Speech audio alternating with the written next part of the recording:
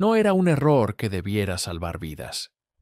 Era una simple línea mal escrita en un cuaderno manchado de café, un número de serie equivocado, una anotación hecha a las 3 de la madrugada por un oficial agotado. Pero esa línea, esa mínima equivocación, iba a convertirse en el fantasma más temido del cielo europeo, un bombardero que nunca existió, y que obligó al enemigo a pelear contra algo que no podía ver ni derribar. Capítulo 1. El error en el cuaderno que salvó una escuadrilla. La noche había empezado como todas las demás, demasiado fría, demasiado larga y demasiado ruidosa para que alguien pudiera llamarla rutina.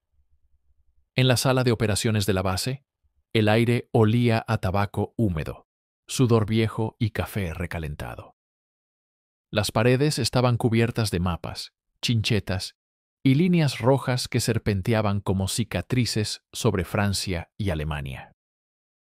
El reloj de pared avanzaba con un clic metálico que nadie escuchaba conscientemente, pero que todos sentían detrás de los ojos. El teniente Alejandro Rivas, oficial de inteligencia de la escuadrilla de bombarderos, llevaba 17 horas despierto. Su uniforme estaba arrugado, la corbata desajustada, y la mano derecha le temblaba ligeramente cada vez que se acercaba a la taza de café. Sobre la mesa tenía 3 cosas: un cuaderno grueso de tapas negras, un lápiz afilado hasta parecer un clavo, y una lista de tripulaciones que acababan de despegar hacia la oscuridad. Había aprendido a no encariñarse con los nombres. En teoría, su trabajo consistía en analizarlos como datos. B-24, B-17, número de serie, hora de salida, ruta, carga. En la práctica, cada número tenía una voz, una broma, una fotografía arrugada pegada en la cabina. Cada noche, alguno de esos números no regresaba, y él era el que lo escribía. 22 aparatos en el aire, murmuró, repasando la tabla. Si regresan 18, será una buena noche. Junto a él, un operador de radar murmuraba altitudes y rumbos por el teléfono. Más allá, un capitán dormía sentado en una silla, la cabeza hacia atrás, la boca abierta, como si alguien le hubiera quitado la cuerda. En la esquina, un mapa luminoso marcaba con pequeñas luces los aviones que se alejaban de la costa rumbo al interior enemigo. La misión de aquella noche parecía sencilla sobre el papel. Una formación principal de bombarderos iría hacia los talleres de locomotoras en el corazón industrial del Ruhr. Otra formación, más pequeña, lanzaría bengalas y bombas de distracción sobre una ciudad secundaria. Por último, su escuadrilla, los Lobos Grises, como ellos mismos se llamaban, tenía la tarea ingrata de atacar un nudo ferroviario que, según los analistas, estaba mal defendido. ¡Mal defendido!, había repetido uno de los pilotos en la sesión informativa. Es decir, perfecto para una trampa. Todos habían reído, pero fue una risa seca. Alejandro anotó la hora exacta en que el último bombardero desapareció en la oscuridad más allá de la pista. Luego empezó la parte más tediosa: copiar una vez más todos los datos en el cuaderno de misión. El cuaderno era el corazón de la escuadrilla. Si algo salía mal, si un avión no volvía, si un cuerpo nunca era recuperado, era allí donde el ejército y las familias venían a buscar respuestas. Se frotó los ojos y empezó a escribir. Escuadrilla Lobo Gris, misión 71. 1. B-24, número de serie 42-957, Marta Linda. 2. 3 B-24, número de serie 42-9172, Lucky Strike. 4-5 B-24, número de serie 42-9170, señorita. 6-7 B-24, número de serie 42-9243, Old Trouble. 8-9 B-24, número de serie 42-9248, Rebelde. 10-11 B-24, número de serie. 12. El lápiz se detuvo sobre el papel. En la lista inicial había 21 aparatos. Él lo sabía porque la había comprobado 3 veces en el briefing. Pero el operador de la torre acababa de cantar por radio. Último despegue completado. 22 aparatos en vuelo. Repito, 22. Alejandro miró el papel. Recontó los nombres. Volvió a mirar el reloj. Debo de estar más cansado de lo que pensaba, se dijo. Volvió a la hoja, bajó la vista, y sin darse cuenta, dejó que la mano completara lo que el cerebro aún no había entendido. 22. B24, número de serie 429310, Ghost Rider. El apodo salió solo, como si hubiera estado esperando en algún rincón de su mente. Cuando levantó la vista y volvió a contar, ya era tarde. La tinta, el grafito en realidad, estaba sobre el papel, definitivo. Frunció el ceño. No había ningún 429310 en la escuadrilla. Conocía cada fuselaje como si fueran matrículas de coche. No había Ghost Rider en la foto de grupo, ni en la lista de mantenimiento, ni en la pizarra de la sala de pilotos. Miró hacia el panel de teléfono. ¿Estás seguro de lo de los 22 aparatos?, preguntó al operador de la torre. El sargento levantó el pulgar sin apartar el auricular de la oreja. 22 despegues confirmados, repitió. Lo hemos contado 3 veces. El coronel quiere tu cifra en 5 minutos. Alejandro volvió al cuaderno, con una sensación fría en el estómago. Seguro que me he saltado uno en la lista original, pensó. Quizá ha llegado un avión de reemplazo y no lo apunté. Pasó las páginas hacia atrás. Encontró el registro de mantenimiento. 21 aparatos asignados. Ni uno más. Se inclinó hacia la lámpara, repasando línea por línea. Nada. Sin Ghost Rider, sin 429310. La lógica decía que el error estaba en la torre, no en el papel. Pero el problema era que la torre había dado su cifra en voz alta, por radio. Esa cifra, 22 bombarderos, ya había entrado en las comunicaciones oficiales. El escalón superior no aceptaba titubeos. Podía borrar la línea, corregir el número, apuntar 21 y listo. Podía llamar a la torre y armar una pequeña discusión sobre quién sabía contar mejor. En lugar de eso, hizo algo que más tarde, muchas noches, no sabría explicar. Dejó la línea donde estaba. Las primeras horas de cualquier misión eran un ejercicio de espera y de superstición. En la sala de operaciones, los hombres hablaban poco.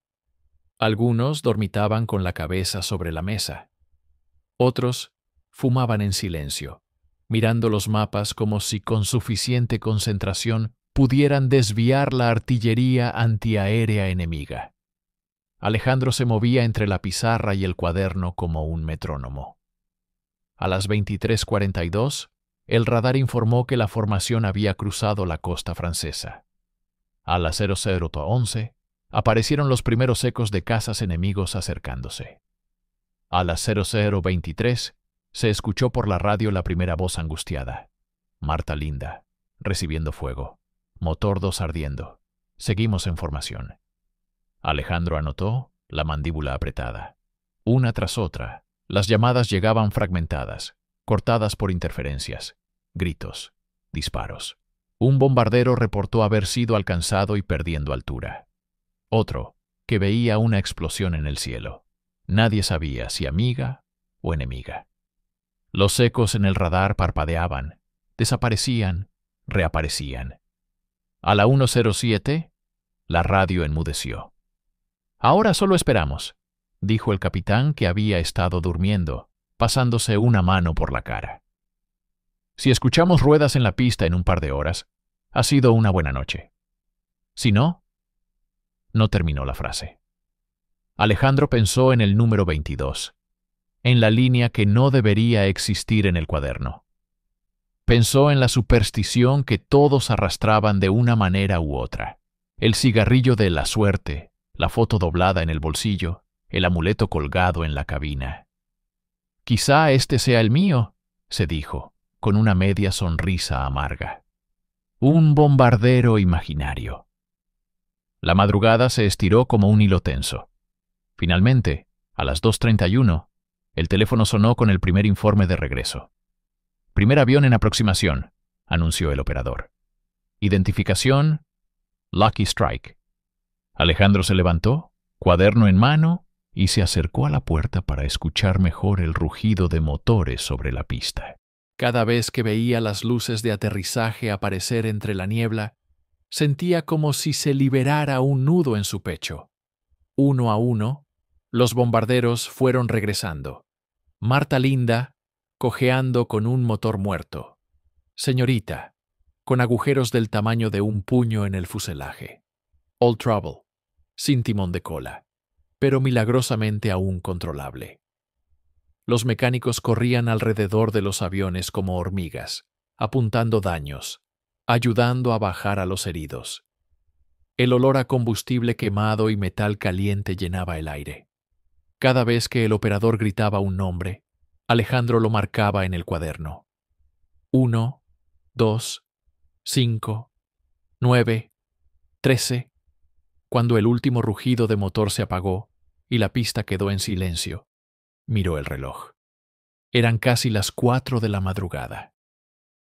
«¿Cuántos?», preguntó el capitán desde la silla. 19 en casa», respondió el operador. 2 perdidos en acción. 1 desaparecido. Puede que se haya desviado a otra base. Alejandro bajó la vista al cuaderno.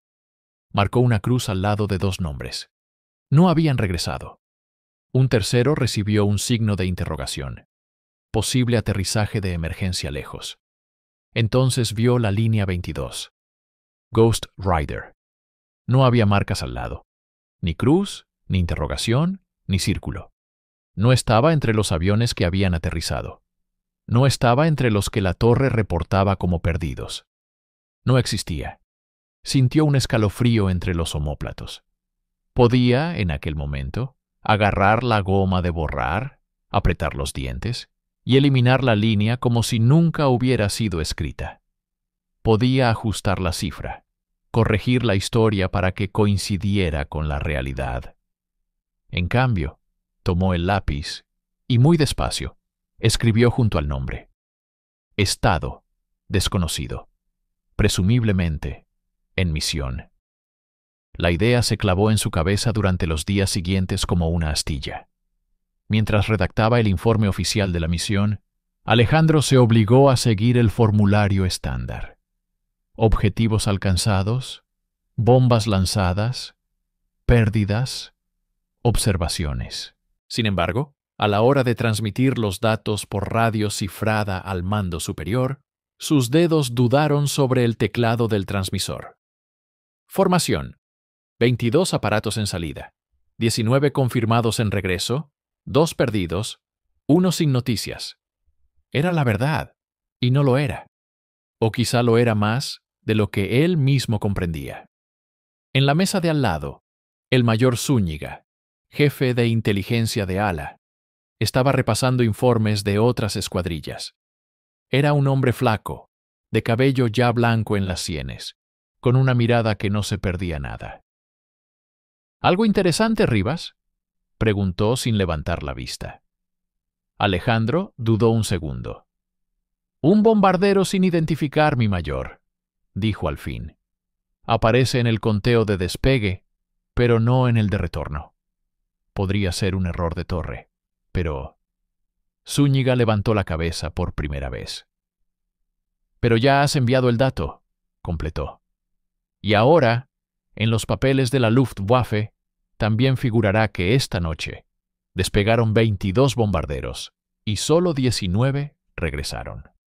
Alejandro asintió, incómodo. Puedo redactar una corrección. El mayor se quedó en silencio, observándolo, como si estuviera evaluando no solo la propuesta, sino al hombre que la hacía. Luego, lentamente, negó con la cabeza. No, déjalo así. ¿Señor?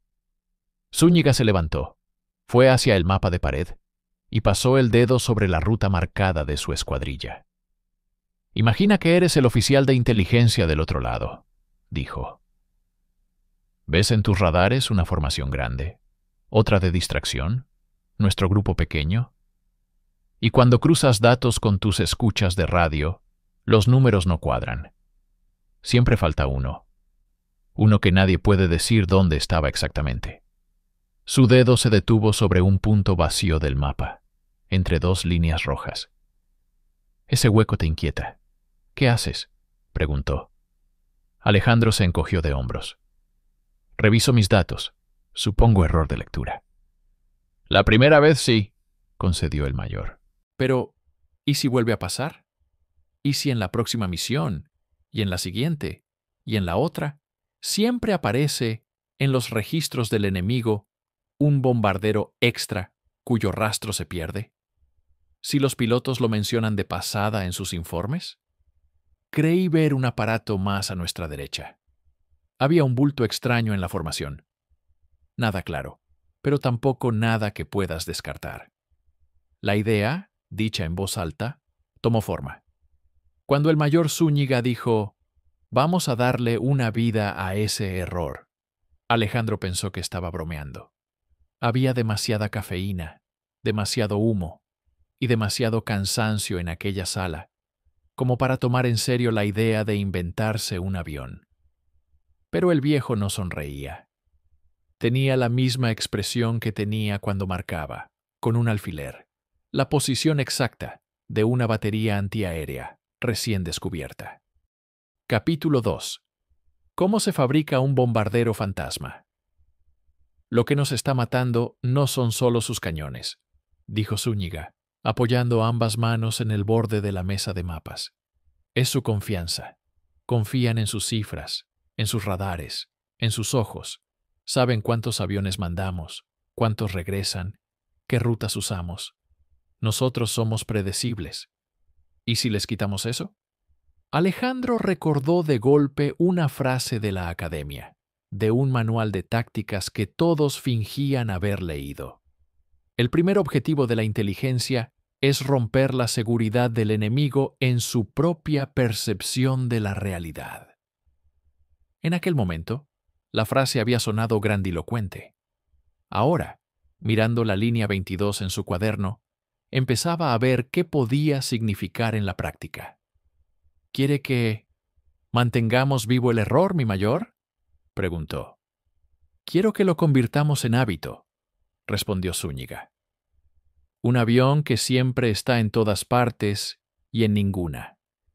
Un bomber que su radar ve, sus interceptores cuentan y sus analistas registran, pero que nunca pueden cuadrar en sus informes. Si hacemos bien nuestro trabajo, dentro de un mes estarán discutiendo en sus mesas lo que tú has visto hoy en la nuestra, que los malditos números no encajan.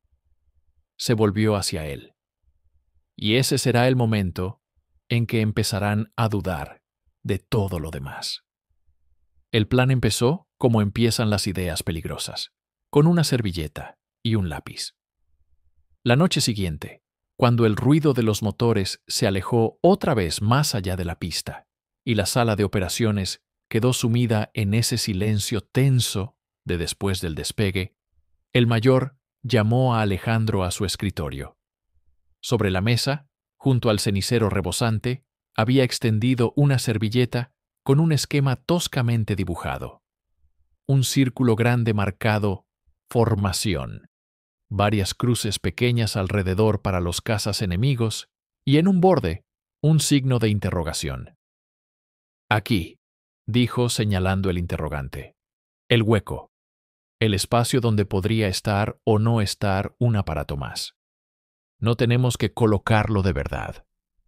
Solo tenemos que sembrar suficiente ruido para que, en sus escuchas, en sus radaristas, en sus pilotos, aparezca una y otra vez la sospecha de que hay algo más ahí». Alejandro se cruzó de brazos. «Podemos controlar lo que decimos en nuestra radio», dijo, «pero no lo que ven en sus pantallas». «No subestimes lo que podemos sembrar», replicó el mayor. «Cuando una formación grande cruza su cielo, sus operadores de radar trabajan al límite. Un eco que aparece un poco más afuera. Un destello que no saben si pertenece a la cola de la columna o a un avión adelantado. Si en sus informes escritos ya esperan encontrar esa marca extra porque la vieron la semana anterior, su cerebro se encargará de completar el patrón. Se detuvo, dejando que la idea sedimentara. Pero para que funcione, añadió, este fantasma necesita una historia. Alejandro arqueó una ceja. ¿Una historia? Los números solos no asustan a nadie, teniente. Los hombres, sí. Dales un nombre, un apodo, una reputación, y empezarán a ver cosas en el cielo. Nuestra criatura ya tiene un nombre, cortesía de tu insomnio, Ghost Rider. Ahora necesita biografía. Durante las siguientes semanas, cuando no estaba compilando informes ni analizando fotografías de reconocimiento, Alejandro trabajaba, casi en secreto, en la vida ficticia de un avión que jamás había sido remachado en ninguna fábrica. En una carpeta sin identificación se fueron acumulando hojas con anotaciones. Tipo de aparato, B-24 modificado, para que los alemanes lo consideraran plausible, no extraordinario. Número de serie, 429310, como había quedado en el cuaderno. Escuadrilla asignada, Lobo Gris, pero operando algunas veces prestado a otras formaciones, para que apareciera en distintos frentes. Capitán y tripulación. Nombres inventados, elegidos con cuidado para no coincidir con ningún piloto real, pero lo bastante corrientes como para no llamar la atención si se filtraban. La parte más delicada era definir cómo y cuándo debía aparecer el bombardero fantasma. No bastaba con dejar mal un conteo de salida y llegada. Eso podía atribuirse a errores puntuales. Había que crear una rutina. Una vez por semana como mínimo, decidió Zúñiga. No siempre con nuestra escuadrilla, para que no nos relacionen inmediatamente. A veces será un aparato de refuerzo de otra base, otras, un avión que se unió tarde a la formación. Lo importante es que en las transcripciones de radio del enemigo se repita la idea de que hay un bicho suelto ahí arriba que nadie sabe de dónde ha salido. ¿Y cómo se hace que aparezca en sus transcripciones exactamente?, preguntó Alejandro. El mayor sonrió sin humor. Ahí es donde entran tus amigos los operadores de radio. La sección de comunicaciones estaba en un barracón aparte, cerca de las antenas. De noche, el edificio brillaba por dentro como una linterna opaca, con luces rojas y verdes que se filtraban por las rendijas. Dentro, jóvenes con auriculares se inclinaban sobre mesas llenas de diales, agujas y cintas de papel que escupían el murmullo eléctrico del cielo. El sargento de radio, un tipo flaco de rostro anguloso, escuchó el plan con los codos apoyados en la mesa y una ceja levantada. ¿Quieres que inventemos tráfico propio para que ellos lo intercepten?, resumió. ¿Que simulemos tener un aparato extra, hablando de vez en cuando, sin que nadie lo vea físicamente en la pista? Exacto, dijo Zúñiga. Si me pillan en eso, me cuelgan de la antena más alta de Inglaterra, replicó el sargento. El mayor se limitó a mirarlo. Si lo hacemos bien, no te pillarán, dijo. Y si lo hacemos mal, no vivirás lo suficiente para preocuparte. De todas formas, ellos ya nos escuchan. Cada noche. Cazan nuestras voces, nuestros códigos, nuestros silencios. Vamos a darles una voz más que seguir. Alejandro desplegó una hoja con un guión de ejemplo. Ghost Rider no podía hablar demasiado. Bastaba con pequeñas intervenciones colocadas en momentos clave. Al inicio de una misión, una voz anónima preguntando: ¿Ghost Rider listo? ¿Seco atrás de la columna? En medio de un combate, un piloto real gritando: ¡Ghost Rider! ¡Cúbrenos a la derecha!, cuando sabía que no había nadie allí. En la retirada, una llamada aparentemente rutinaria. Rider se separa. Combustible bajo. tomaré ruta alternativa. Nunca daremos detalles que puedan comprobar con sus prismáticos, explicó Alejandro al sargento. Nada de estoy sobre tal ciudad o altitud tanto. Solo alusiones vagas, lo bastante concretas para sonar reales, lo bastante ambiguas para nunca coincidir exactamente con lo que vean desde tierra. El sargento se rascó la barbilla. Y supongo que quieres que esto se haga en voz distinta, dijo. No vale que uno de tus pilotos de carne y hueso sea siempre el que hace de fantasma. Exacto, dijo Zúñiga. Usaremos a uno de tus operadores que no esté asignado a vuelo. Alguien con buena dicción. Lo entrenaremos con un piloto para que copie su jerga, su manera de maldecir. La primera vez que el enemigo vio al Ghost Rider fue en una noche en la que, en realidad, no había nada especial en el cielo. No fue una supermisión ni una batalla decisiva. Fue una de esas salidas monótonas en las que hombres cansados repiten rutas 1000 veces ensayadas. Precisamente por eso, la aparición del bombardero que no existía se volvió imposible de sacar de sus cabezas. Capítulo 3. Mapas que ya no dicen la verdad. El cielo sobre el Ruhr estaba negro como tinta, salpicado solo por los conos amarillos de los reflectores alemanes y el destello intermitente de las explosiones. Desde la cabina del B-24, rebelde, el teniente Martín Vega veía el infierno reducido a destellos. Bolas de fuego que podían ser bombas propias, o aviones enemigos cayendo. Flores de acero perforando la oscuridad. «Formación mantiene rumbo», gruñó el piloto al interfono. «Mantengan la calma, señores. Los que gritan no aterrizan más rápido». En la cola del bombardero, el artillero veía otras luces. Las trazadoras verdes que subían desde el suelo y las rojas de los cazas que buscaban la formación como lobos en una manada de bisontes.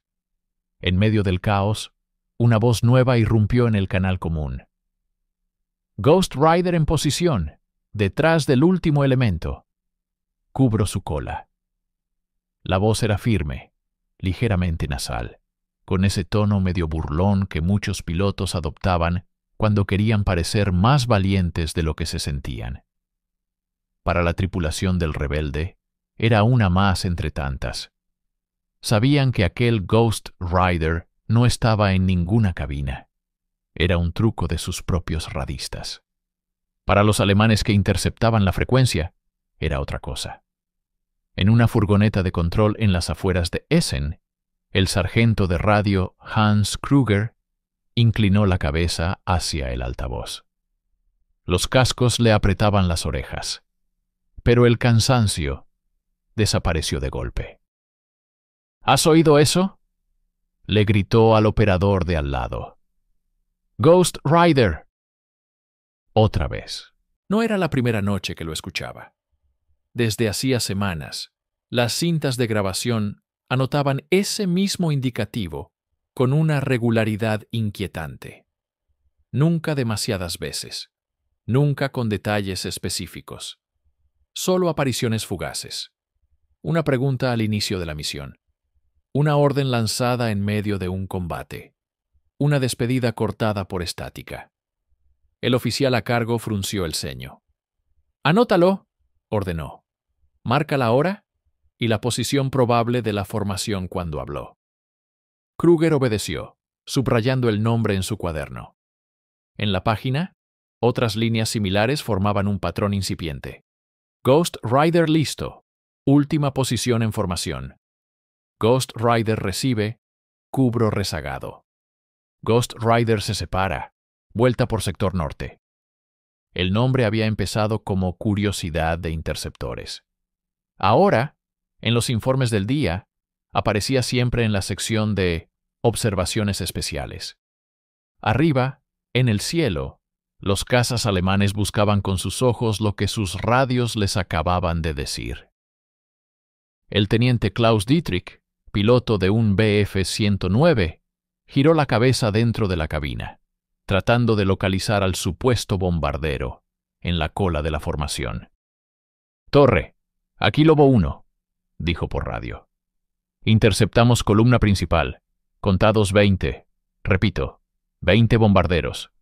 No veo aparato extra en retaguardia». La respuesta llegó con ruido y urgencia. «¿Nuestros radares marcan 21?» contestó la voz desde tierra. «¿Rezagado o fuera de formación? Informes anteriores mencionan un aparato adicional llamado Ghost Rider. Tenga cuidado, puede estar armado de forma diferente». Dietrich apretó la mandíbula. Un avión que tal vez estaba o tal vez no. Un blanco extra que los mandos estaban convencidos de que existía, porque los papeles lo decían. Ese tipo de discrepancia metía un veneno sutil en la mente de un piloto. Si el mapa mentía en eso, ¿en qué más mentía?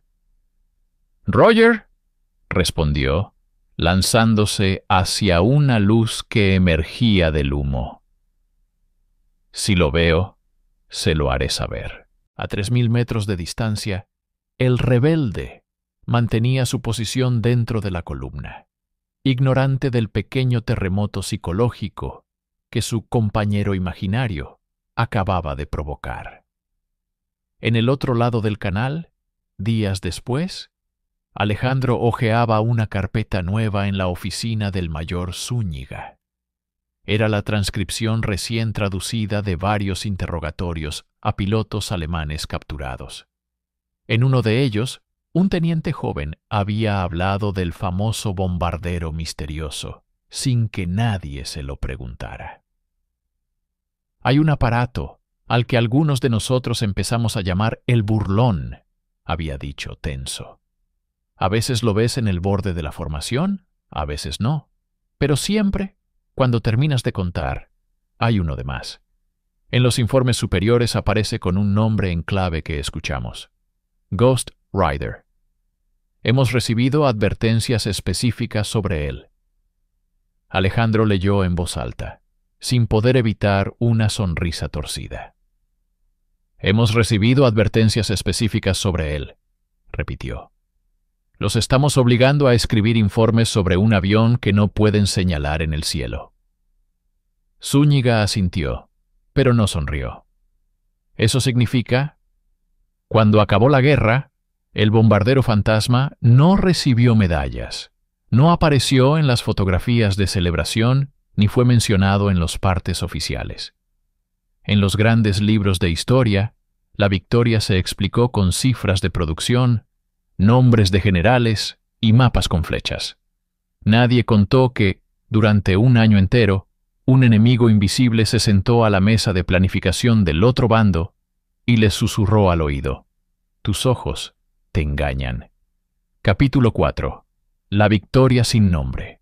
El día que anunciaron el fin de la guerra en Europa, la base hervía como una caldera.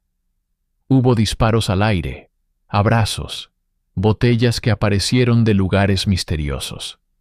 Los bombarderos, por primera vez en mucho tiempo, se veían hermosos bajo la luz de la tarde, sin la sombra de la próxima misión colgando sobre sus alas. En la sala de operaciones, sin embargo, el ambiente era más extraño. No había mapas nuevos en la pared. No había rutas que trazar ni objetivos que marcar. El gran reloj seguía moviendo las agujas, pero las horas ya no significaban lo mismo. Alejandro se encontró de pie frente al mapa del Ruhr, mirando las líneas rojas desvaídas por tantas noches de dedos y chinchetas. «Se acabó», murmuró Zúñiga, apareciendo a su lado con una taza de café que ya no necesitaba para mantenerse despierto. «Al menos aquí arriba». El teniente asintió, sin despegar la vista de los puntos que durante meses habían sido fábricas y nudos ferroviarios, y ahora no eran más que manchitas de tinta. «¿Qué pasará con todo esto?», preguntó señalando la pared, pero refiriéndose tanto a los mapas como a los cuadernos, los informes y, especialmente, a la carpeta no etiquetada con la biografía de 42-93-10. «Se guardará», respondió el mayor. o se olvidará. A veces es lo mismo. En su escritorio, el cuaderno de misiones de la escuadrilla Lobo Gris descansaba cerrado. Alejandro sabía exactamente qué había en su última página. Misión 128. 21 aparatos despegando. 20 regresando. Uno perdido, otro forzado a aterrizar en territorio enemigo. Y la línea 22, todavía allí. 42-9310, Ghost Rider. Estado, en misión. Habían mantenido la ficción hasta el final. En el papel, el bombardero fantasma nunca había dejado de volar. Los meses siguientes fueron un ejercicio de desmantelar una guerra pieza a pieza. Los bombarderos se alinearon en la pista, sin insignias nuevas, esperando su destino. Algunos volverían a sus países, otros acabarían en cementerios de chatarra. Los pilotos hicieron la foto oficial con sus chaquetas llenas de parches. Los operadores de radio se quitaron por fin los cascos que parecían pegados a sus orejas. A Alejandro lo llamaron a la oficina del comandante de ala. Rivas, dijo el coronel sin rodeos. El mando va a consolidar todos los materiales de inteligencia de las unidades que se disuelven. Necesitamos un informe final sobre la cuestión 42-9310. Lo van a archivar, clasificado. Le deslizó un formulario. En la parte superior, el título era frío. Informe sobre posibles errores sistemáticos en conteo de aparatos. Escuadrilla Lobo Gris. Alejandro leyó la primera línea en silencio. El lenguaje burocrático convertía a su criatura en lo que siempre había intentado parecer. Un simple error. Alzó la vista. ¿Eso es lo que va a decir la historia?, preguntó. ¿Que fue un error sistemático? El coronel le devolvió la mirada con cansancio. Lo que va a decir la historia es lo que quepa en un párrafo, teniente, dijo. Innovaciones tácticas, mejora en coordinación, ventaja industrial. Nadie va a escribir 50 páginas sobre un avión que nunca existió. Se inclinó hacia adelante. Pero los que estuvimos aquí sí lo sabemos, añadió. Y eso, créeme, también cuenta. Aquella misma noche, Alejandro se sentó en la barraca, con el informe en blanco delante y la pluma colgando sobre el papel. Podía limitarse a reproducir la mentira oficial, fallo de conteo corregido, sin impacto operativo significativo. Podía, con unas pocas frases, borrar meses de trabajo, de noches en vela, de voces inventadas en el éter. En vez de eso, escribió algo distinto. No mencionó la servilleta ni las conversaciones en susurros. No mencionó que habían entrenado a un operador de radio para imitar a un piloto inexistente.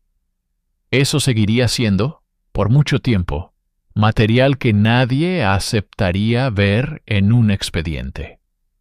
Pero dejó constancia de las consecuencias. A lo largo de 12 meses, los informes de inteligencia del enemigo indican discrepancias constantes en el número de aparatos contados en nuestras formaciones. Interrogatorios a pilotos capturados revelan la creencia en un bombardero adicional que aparece y desaparece en la columna, identificado en sus transcripciones como Ghost Rider. Esta percepción parece haber contribuido a errores en la distribución de sus casas, incremento de salidas improductivas y, especialmente, a una pérdida de confianza en sus propios sistemas de detección y en el testimonio visual de sus pilotos.